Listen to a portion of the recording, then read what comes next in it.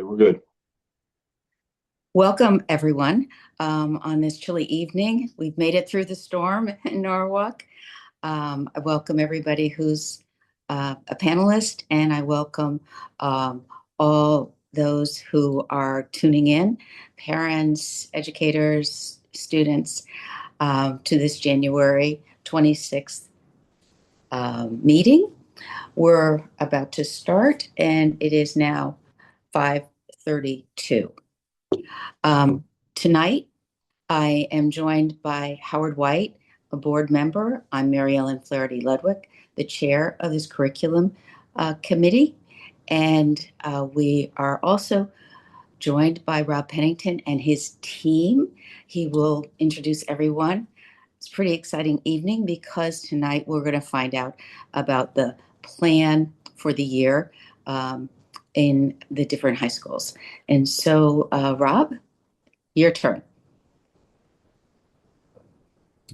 Good evening, everyone.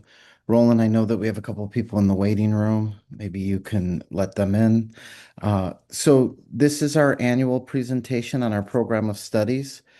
Every year, our high schools work collaboratively with members from the central office team to create new courses, to sunset some courses that may not be applicable, or to make adjustments as we continue to build pathways and more opportunities. And we are very lucky in Norwalk because we have four different high schools. And in our four high schools, there are a plethora of opportunities for students across the district. And so with me this evening, we have a whole slew of people. I'm just going to share my screen so that we can then highlight everyone. Let me make sure. Nope.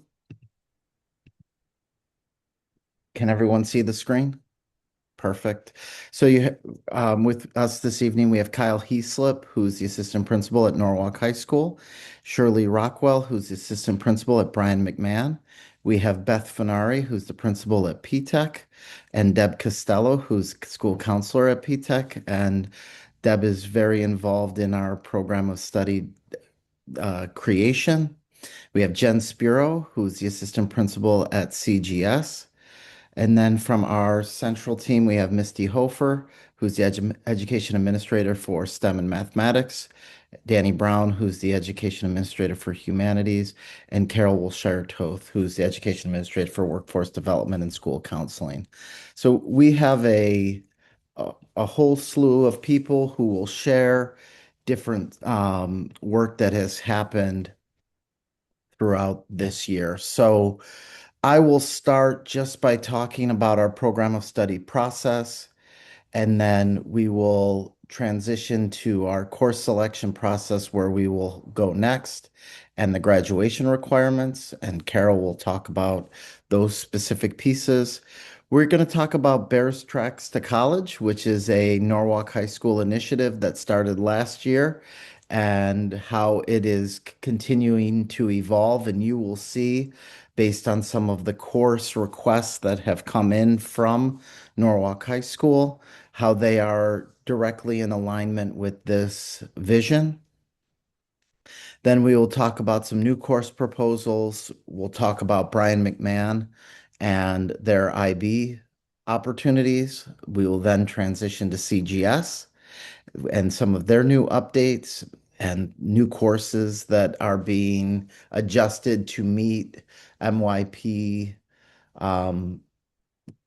connections as they became an MYP school now, as well as a DP and CP IB school. And so they'll talk a little bit about that. And then P-Tech will talk about new courses that they've created in line with the P-Tech vision and with the MSAP grant as well. So we have a lot to discuss this evening. And I will get started really talking about our process. So in November, I put out a communication to our high schools where they will start to look at, are there going to be new course proposals? And new course proposals are usually in alignment with a pathway, with a vision, and they will work at a department level. The instructional leads at our high schools will meet with their department and talk through some ideas and some opportunities. And at that point in November, they will then create new course proposals. And a new course proposal outlines why the need for the new course? Is there a financial implication to the new course? How is it aligned to our portrait of a graduate and our literacy vision? And then what is the scope and sequence of the course? Because we want to make sure that we are developing courses that have a strong scope and sequence. They will then meet with, depending on the department, if it's a humanities department, they will meet with Danny Brown. If it is a STEM department, they will meet with Misty Hofer. If it is an arts department, they will meet with me, and we will talk through the different courses. And some of the courses may get approved, some may not get approved. And all of the courses that come to this meeting are approved by the principal. I think that that's an important piece so that the department gets approval from the principal, then meets with members from the central team. And then in December, we have full program of study meetings. And from that point, we put together our new program of study for the next school year. We then come in January to the board curriculum subcommittee, and they vote to approve or deny our program of study. If it is approved, it goes to the full board, which is next Tuesday's meeting for approval. And based on the course tonight, I will then send a communication to the full board with the program of study document that is here. It's 180 pages long. And it really outlines all of the alignment to school choice portrait of a graduate, the different courses that we offer, but it is a full document that is used at the high school. It is used with our students and families, and it is a really good process that has involvement from stakeholders. I'm going to turn it over to Carol to talk a little bit about our graduation requirements. Rob, before you turn it over, Absolutely. um, it does, it definitely still does meet the requirement for the CI2A, correct? See, it meets the state, I mean, the state requirement as far as athletes, correct? Yes.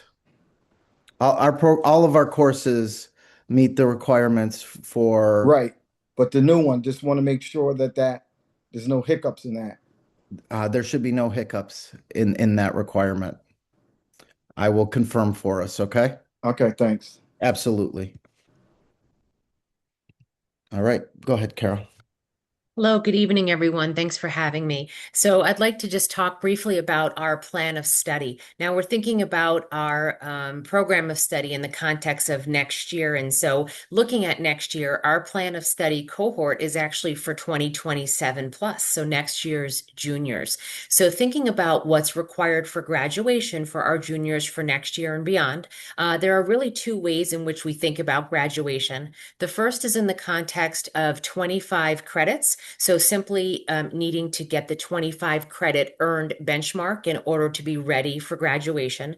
But we also have what are called distribution credits. And as you can see here in our plan of study tool, you will see it is laid out for us for each and every single category. So you'll see, for example, starting at the top left side, you'll see English is required of 4 credits. Social Studies 1.5, US History 1, and so on. And so you'll see all the way down what the requirements are. Something that I would like to highlight for us is that starting with our 2027 and beyond cohort, which is our juniors for next year, they will also have what's called a financial literacy requirement. So a .5 class in which they will discover and take financial literacy courses that actually meet that requirement. Moving into our course selection process, this is our overview of what that process looks like and that we step through each year with our scholars and their families. So we think about date-wise, we think about February, how we will distribute our program of studies to our students and their families, which they will review. They'll be having a lens of prerequisites, what is required for them, what are the next sequence courses they should be taking, what do they want to take, what are their passions and interests, and then as we move into February, March, school counselors will meet with their students to go over what they would like to take and to keep them on course for graduation. And they actually really use that plan of study tool I just shared with you to map out their 4 years. Then we move into April, May, and we're looking at course requests where our parents and students will review the requests in PowerSchool that have been made through the portal. And those inquiries can certainly happen with the school should there be any at that time. And then we move into May.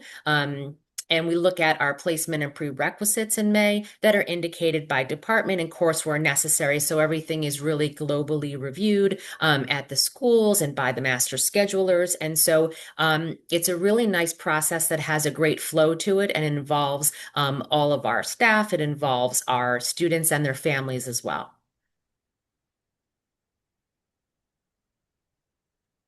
So now we'll transition, talk a little bit about Norwalk High School. And we started this conversation last year. And Kyle, do you want to talk a little bit about the evolution? Absolutely. Good evening, everyone. I'm Kyle Easop. I'm one of the assistant principals at Norwalk High. What you'll see on the screen right now is our bare tracks of college credits and offerings that we have here at Norwalk High. The program gives our students access to college level coursework while still in high school. So we have partnerships through UConn Early College Experience, which is also known as UConn ECE. We have partnerships through Southern Connecticut State University and Quinnipiac Academy through Quinnipiac University. Alongside the advanced placement courses that we have, students can earn transferable college credits across a wide range of disciplines. Last year, we introduced this. We had a couple courses running prior to last year, but we made it our goal to, before getting into our new school, I'm hoping to have 30 different college credit courses. So this upcoming year, we've added a couple new ones that are on here in disciplines that don't typically have an AP course or a college level course, like the business department or art department. The Bare Tracks also increases equity and affordability by reducing the future college costs and expanding access to rigorous learning.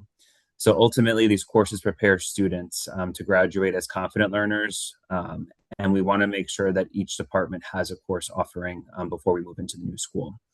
So I know Danny will be touching base about a couple of our courses, but next year, two that we've added is our business course and our economics course. Just a question. Can we go back on that a little bit? Absolutely. I think it's a pretty powerful idea that you have going here. And I remember last year when I was learning about this, that you have some of the teachers, the Norwalk High School teachers that are trained extra to be able to give these courses. Do you also have teachers from the universities coming to the school? Is it a mix? How does that work out? Yeah, great question. We appreciate our staff at Norwalk High because this is something that the staff have to apply for through UConn, Quinnipiac, or Southern. So it is on their time applying for basically a position at their university. So anyone that teaches a UConn course at our school is a UConn instructor, but they are a Norwalk High School teacher. So everything is homegrown through Norwalk High School. Any staff member any course that we have offered here are courses that are taught by UConn staff who are also instructors at those particular schools. So the Norwalk High School staff members that are teaching these courses had to apply and work through UConn, Southern, or Quinnipiac to be an instructor. And are we facilitating our teachers in a way of paying for the courses so that they can be certified to teach these college credits? So most of the teachers that currently are taking the courses, the teachers that are teaching the courses already met the requirements by the university. There was one teacher last year, like our statistics class, for example. Carol Wiltshire taught this on the call here, but there was a grant for teachers to take additional courses if needed, and our math teacher needed to do an additional course in order for him to be enrolled in this, and he was able to do that through that. Through the grant. This Yeah. I'm very much in favor of paying for any course to make our own faculty more versatile. I also am lingering on this for the public, in case anyone is watching this on a tape later on, or parents are watching this right now, that this is such a tremendous opportunity to not only have your children have exciting courses, but then financially it is, you've mentioned this in your presentation, but underscore financially, it is such a wonderful advantage for our young scholars to be able to have some courses under their belt as they move forward into college and get full credit for them. So I just want to applaud your organizing and just highlight what a great opportunity this is for our scholars.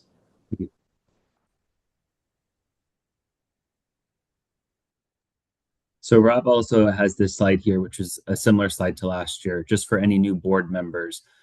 We really wanted to make sure that every department had a path to get to a college credit course. So one of the new courses that we had last year was in our theater pathway, which is Southern Connecticut State's Foundations of Acting.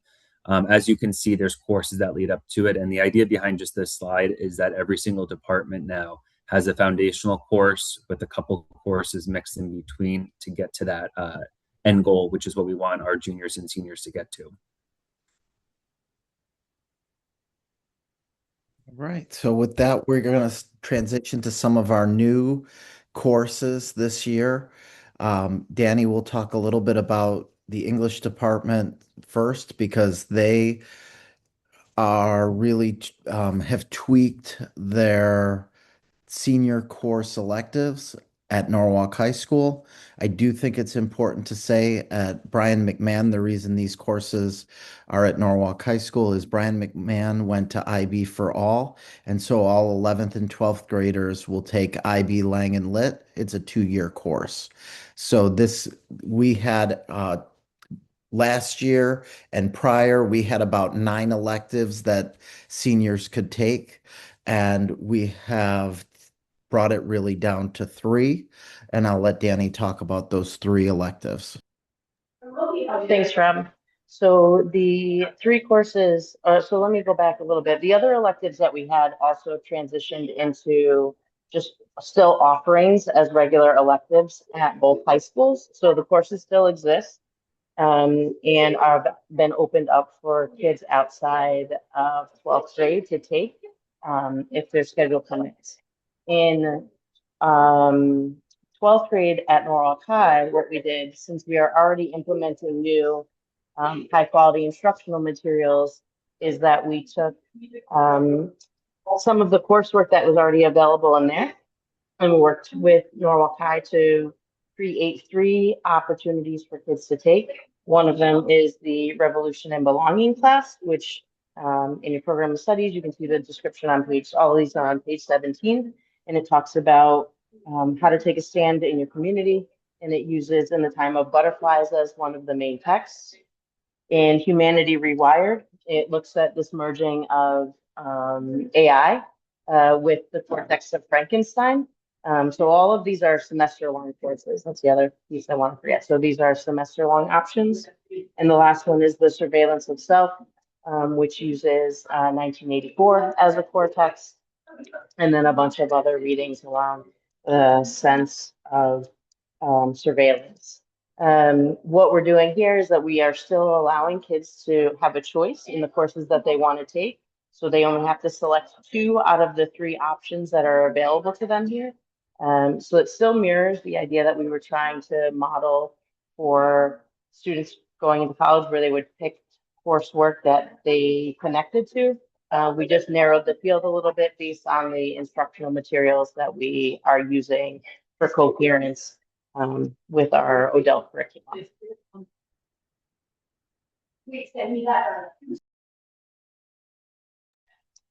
Kyle just talked a little bit about the macroeconomics. So this is the Southern class that's going to be offered at Norwalk High in,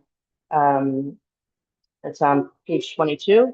Again, I think one of the things I just want to be clear about is with the dual enrollment options, what that means is that if you pass the course, you automatically earn the college credit. It's co-seated with the AP class, if I remember correctly. Kyle, we're still doing that. Both of these courses here are co-seated. So the SCSU Principles of Macroeconomics is co-seated with the AP Macroeconomics. So if students do not take the AP tests, which we encourage most of our students to be taking the test, if they don't pass that, then they wouldn't earn college credit. So we really do want to allow students to take a course. Sometimes test taking is not the end all. So if students do pass the SCSU Principles of Macroeconomics, they earn 3 college credits while taking the same course as AP Macroeconomics. And then the same thing goes for the UConn Business course. Our personal finance course is through UConn. So students taking personal finance can opt into taking the UConn Business course, which they can earn 3 college credits for financial literacy.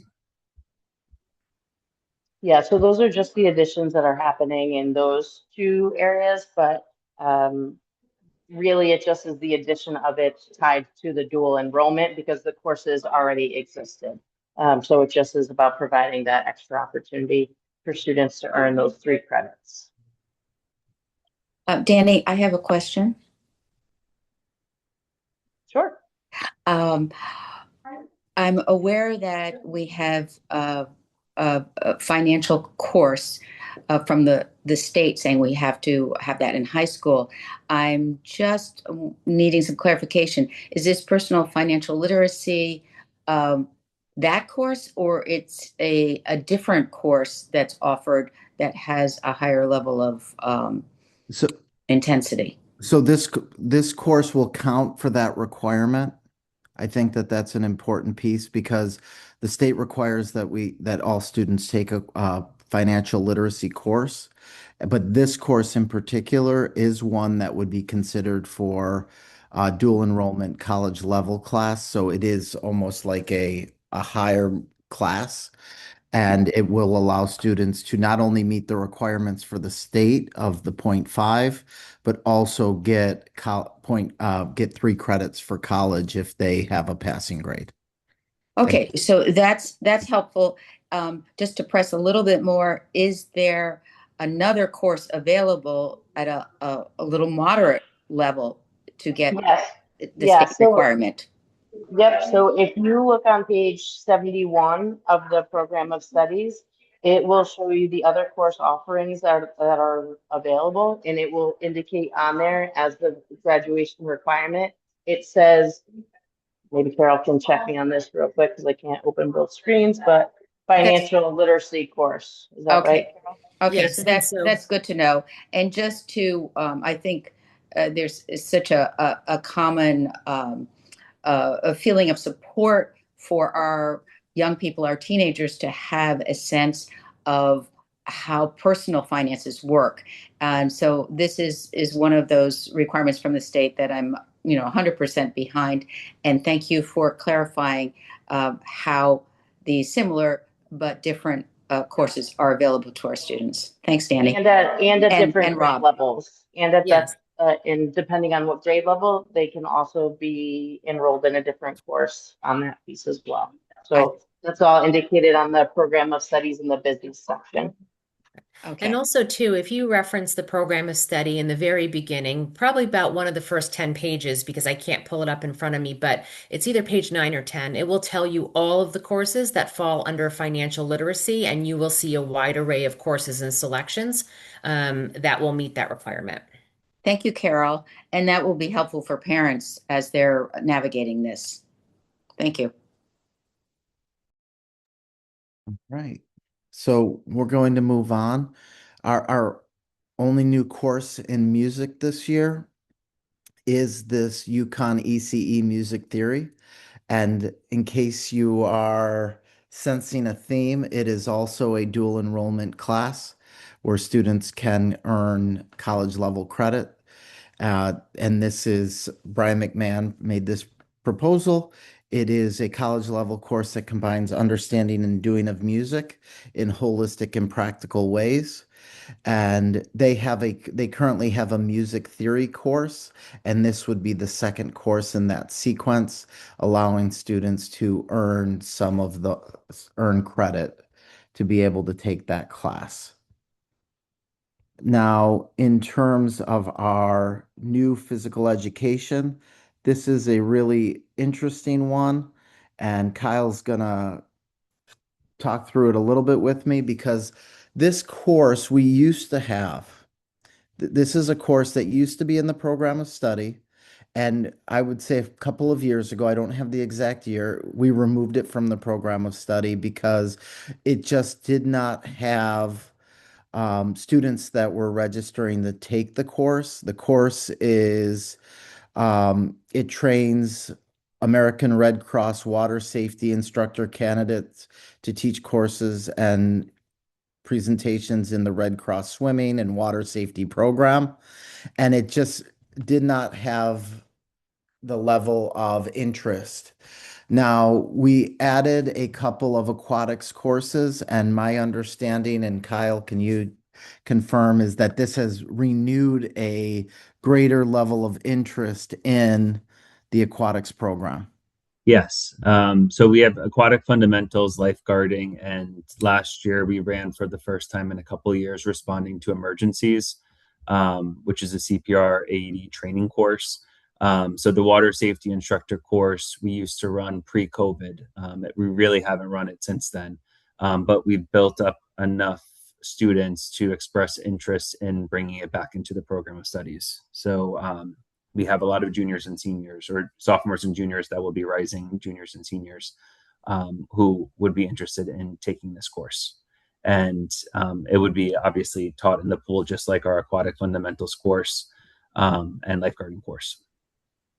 Well, that's very good to hear. Very good to hear. And these are students who have taken other courses, so they could be lifeguards or some kind of leadership in water Yes. safety. Mm-hmm. That's good. That's great. We're a coastal town. Right, we're going to move on to STEM.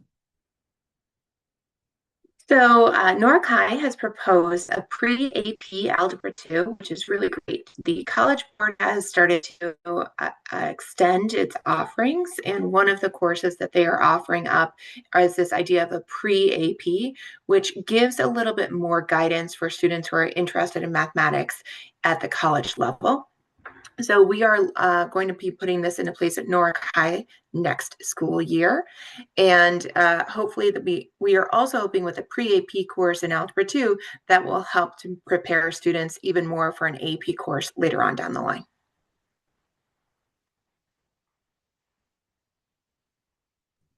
If I could just ask, is that course available to ninth graders and 10th graders, or what level is it available?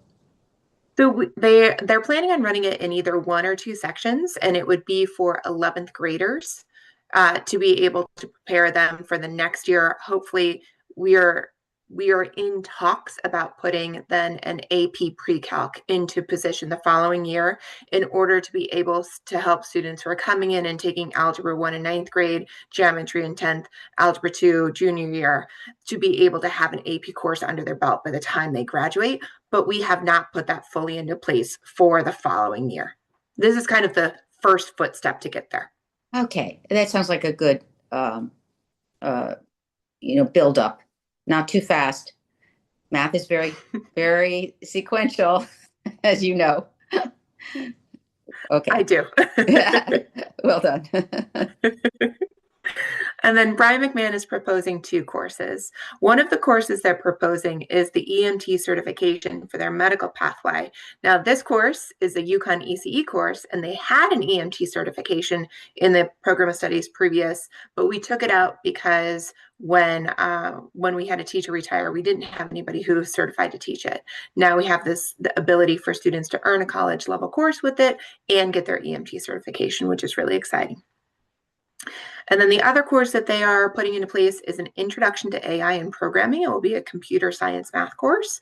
It's going to be on Program of Studies, page 54.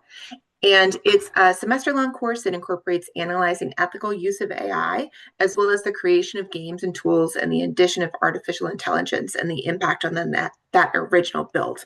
So students will build something and then add AI capabilities and look and analyze if how the AI adjusted what they had originally built.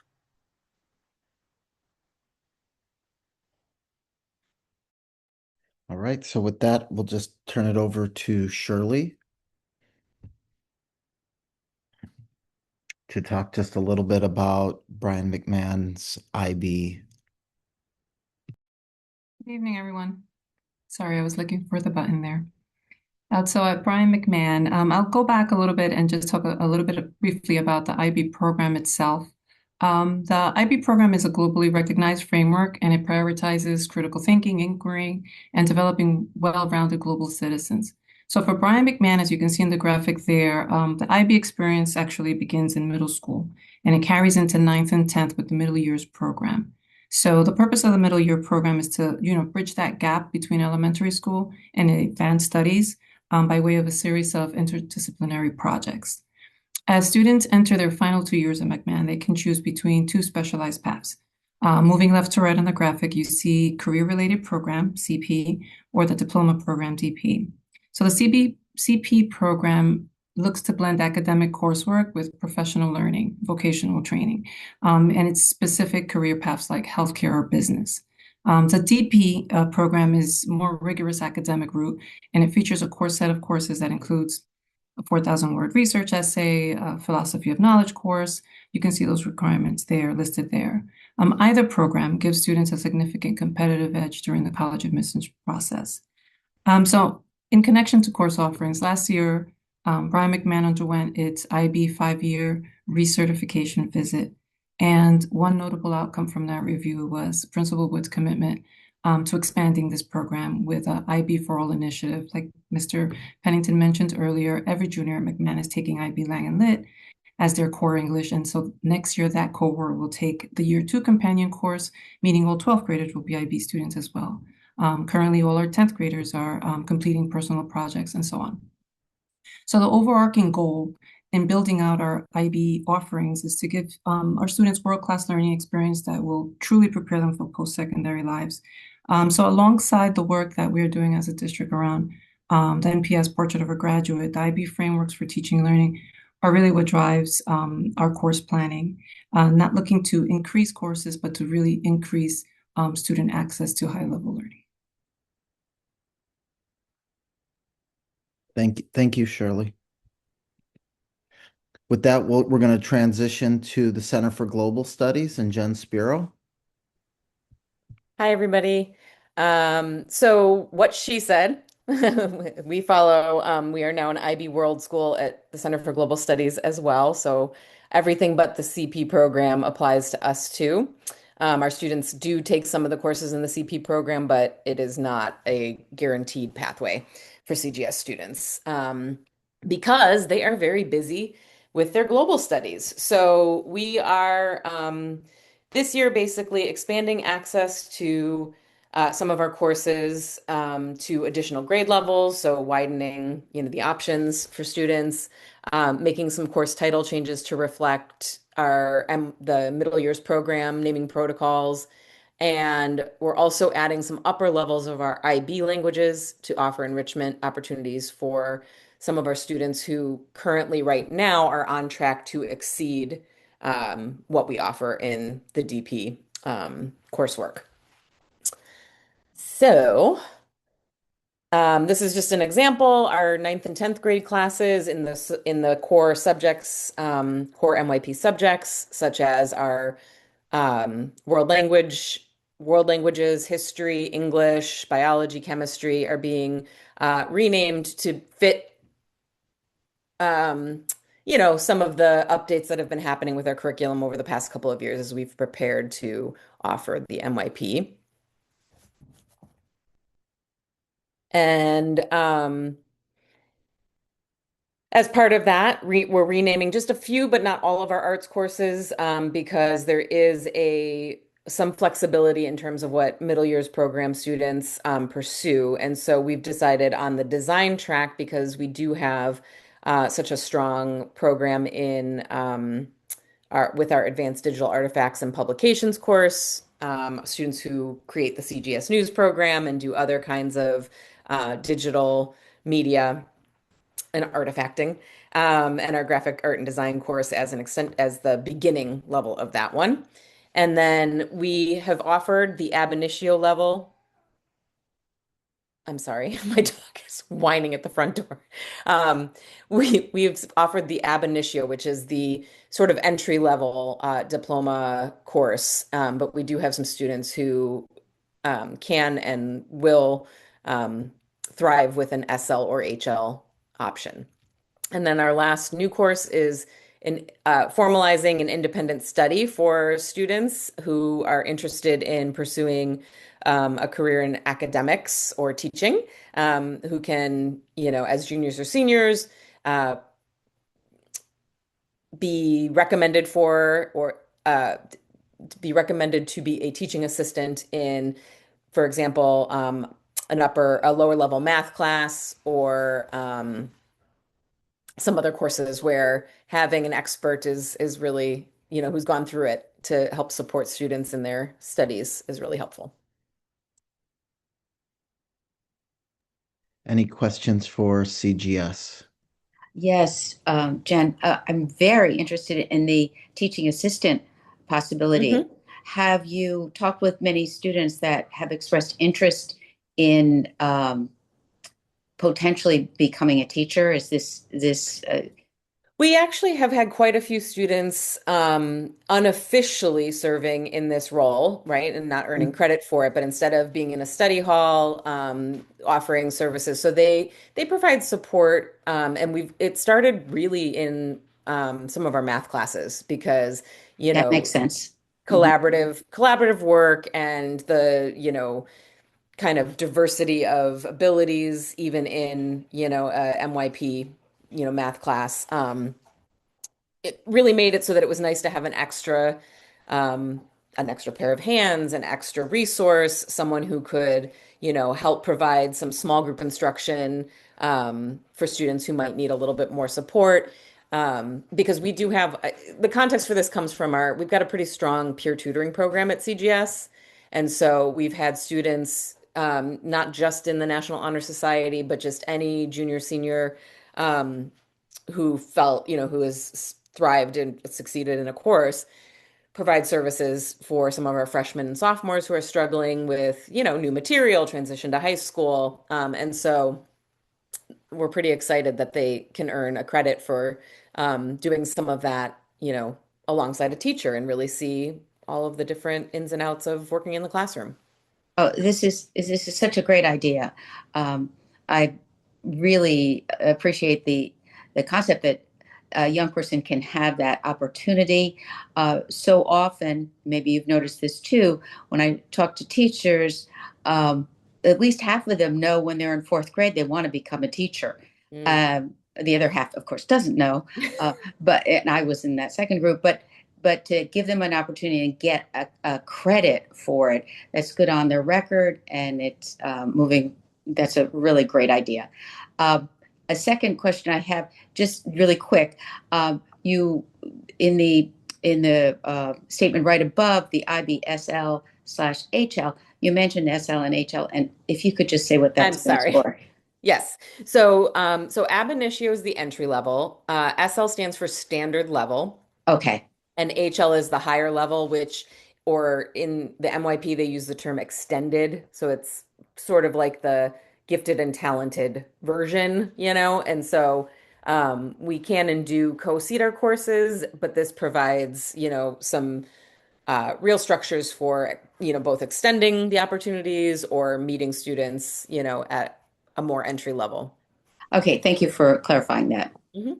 Thank you. And one of the pieces similar to dual enrollment classes is students can earn college credits on the IB. If they were to take the IB exams, they can earn college credits that can be connected similarly to the dual enrollment classes as well. Yeah. And that's becoming even more and more accepted each year, which is pretty cool. All right, last and certainly not least, we have PTEC. So Principal Funari, the floor is yours. Sorry, excuse me. Hi, thank you. Good evening.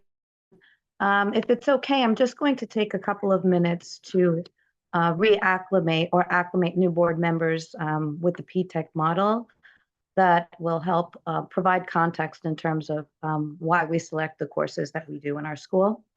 The PTEC model is intended to align curriculum with workforce needs and technology. Over the past 3 years, to better align all of our coursework to technology through an interdisciplinary curriculum that's aligned to our 3 pathways of network systems, programming and software development, and web and digital communications. Our MSAP grant, which we were awarded 3 years ago now, has allowed us the opportunity to provide PD and offer the resources necessary to make that PTEC vision come to fruition. In addition to interdisciplinary planning and curriculum, where children are learning discrete magnet skills across content areas, we have also brought in more courses to strengthen the pathways and align to workforce demands in the field of technology.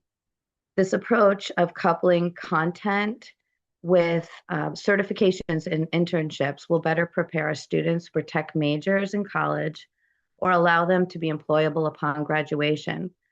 As our students at PTEC have the opportunity to graduate with a 4-year degree and or skills for direct entry into technical jobs.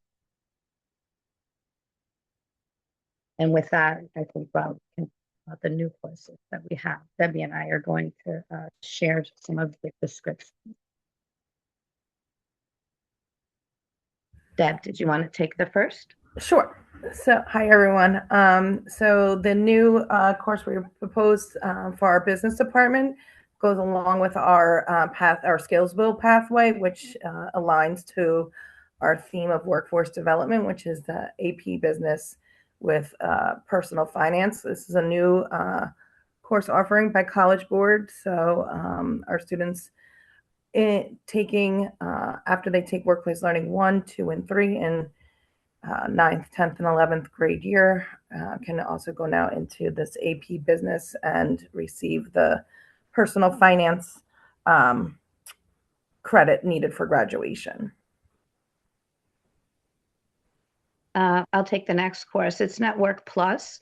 It's through CompTIA, Computing Technology Industry Association, where it offers tons of opportunities for students to take courses that then allow them the knowledge and skill base to be successful on the exam for them to be certified in that area.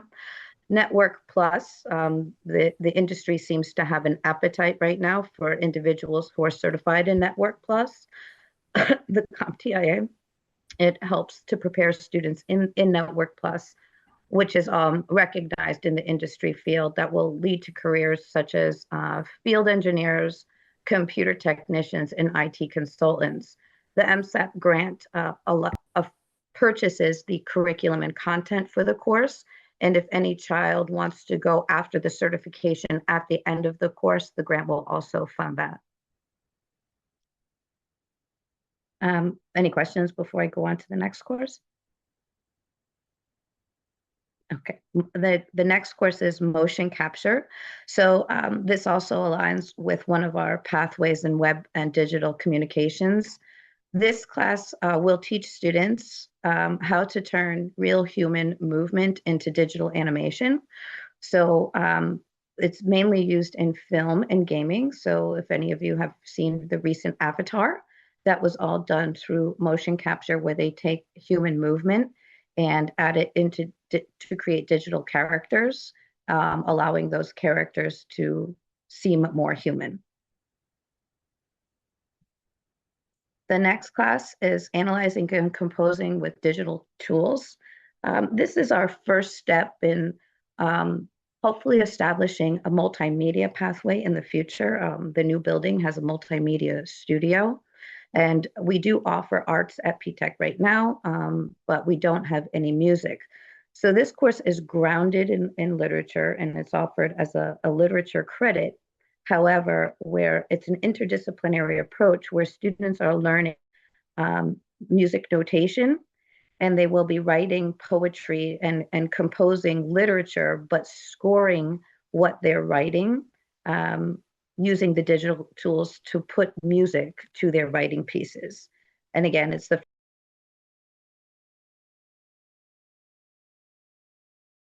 You're on mute, Beth. Oh. Can you hear me now? Yeah. Yeah. Yeah. Okay. Sorry. Where did I cut off? Or did you hear it all? I think you got all of them. All of motion capture. Okay. Awesome. Deb, you want to analyzing and computing. Yeah. So the next course is our students take college algebra, college intermediate algebra, and college algebra, and some go on to college pre-cal and college calculus to earn the associate's degree.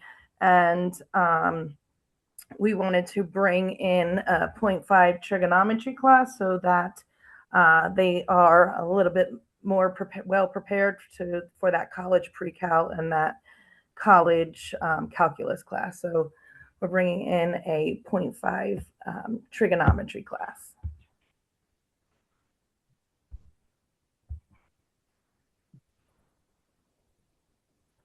Along those same lines, we had in the program of study SAT prep math and SAT prep English, and we're kind of combining them to have a college success prep class so that students are well prepared to be successful, not just with SAT prep, but with college prep. So that will be a 0.5 college success prep course. The next class is a physical education class for a physical education credit, but is also interdisciplinary in nature in that this class will use the motion caption tools that were referenced with our motion caption class. I'll just also add that the tools that we're using for motion capture are downloadable for free on Mac computers, and we recently purchased a traveling Mac lab to be utilized throughout the classroom with our MSAP funds that will allow us the opportunity to run these courses. And again, the kids in this class, they're going to be learning the skills of technology while also learning about physical education. It's also aligns to workforce where our students are going to be using motion capture to provide insight into movement patterns that they will learn through the lens of a chiropractor, a coach, or a physical trainer to better understand body movement through motion capture to improve performance and to personalize rehabilitation or training. So it's sort of a triple interdisciplinary course with a focus just on the physical education as the credit. And then the last, Deb, you want to take that one? Sure. College Board is also offering now an AP cybersecurity class. We have a 0.5 cybersecurity class, so aligning with our pathways, cybersecurity, AP cybersecurity sounds like it's a good fit for our program, and our students have the prior knowledge of the 0.5 cybersecurity class already.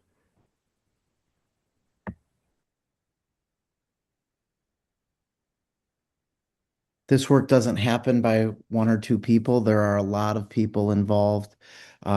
Four key people that I just want to highlight are Kyle Heaslip, Shirley Rockwell, Jen Spiro, and Deb Costello. They are really key members of the program of study team, putting the book together, supporting, making sure that we are continually updating and revising and making our program of study document a the best way I can describe it is a living document because we're constantly changing and tweaking, and 180 pages has a lot of information in it. So, and one little blip can throw off all the pages. So I just can't do it without them. But I want to thank them. I want to thank our high school instructional leads, our principals, our counselors, the curriculum and instruction team who's been involved every step of the way. That's Danny, Misty, and Carol. And I think one key theme that you could see in this year's program of study update is the increase in dual enrollment in AP courses. I believe in the mantra that if you build it, they will come. And I think that our next important level of work is making sure our students are taking these courses. It's great to have them, but how are we making sure that our students are enrolling and getting that opportunity to take dual enrollment AP courses? So I know that we only had a couple classes just a few years ago, and we have really added a lot of different opportunities for our students. And I think it's really important that we have those opportunities, but now how are we building so that our more and more students are taking those classes? So with that, I'll leave it for any questions from the board. I do think at the if you will have a chance to vote to move it to the full board.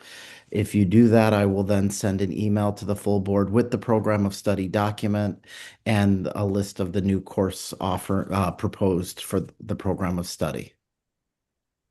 First of all, let me take this opportunity to thank you guys all for putting this together. I just think it's essential, and the way things are moving time of day, you have to improve in a lot of areas, and I see we are improving, and I think that's very exciting. I just think it's a wonderful opportunity. The fact that, a lot of the students are, can move on with the credits, that's something that, is important, something that's needed as well. So I'm excited about the opportunity that we're moving in, the direction we're moving in. And, I knew it took some time to prepare and get all this, all said and done. But, I'm excited as far as how to see how this is going to move forward. So I'm excited about it. I would like to just mention before we leave that Mark, one of the board members, has joined in, Marcus James, or excuse me, Jam. How Hello. am I pronouncing that right, Marcus? Yeah, in Spanish it's Jaime, Marcus Jaime, but Jaime. in English is Jamie. I get it. Either one is fine. Don't worry. Okay, thank you, Marcus. Hi, We're everybody. Nice to meet you all. glad you joined in. I have a couple comments. First, as Howard said, thank you for all this work. And as Rob was saying, I do see that through line that given the economic environment we are in, that it is such a powerful thing that we're giving students and through the students giving parents an opportunity to approach higher learning with not so much expense. And so it's a really, to Rob's point about creating a situation where more students want to take these, I can see a synergy of parents saying, hey, practically speaking, please do your homework because this will be good for me. And then that moving the student, even, if they were eager, to be more eager to take these courses. And if I could just single out the P-TECH, that idea of a motion capture and then using that in an almost in that second course where you have motion and physical education and chiropractic and a physical therapist, pulling that all together, that's sign me up, you know. But no, honestly, it's a pretty exciting thing for students. Any place, wherever they live in Norwalk, they can choose to go to the place that will suit their passion the most. And so I really want to applaud all of you for the effort you put in and the opportunities we're giving our young people. Thanks so much. And I want to add one other layer, and I think Kyle talked about it earlier, and that is that the dual enrollment classes don't happen without our amazing educators who are getting that cross endorsement to teach a college level course. So I think that that's important. And a lot of these courses are really coming from teachers who are seeing the need and seeing like opportunities. So I do think it's important to highlight that again, because without them, like this program of study isn't as robust and powerful as it is. So Very exciting.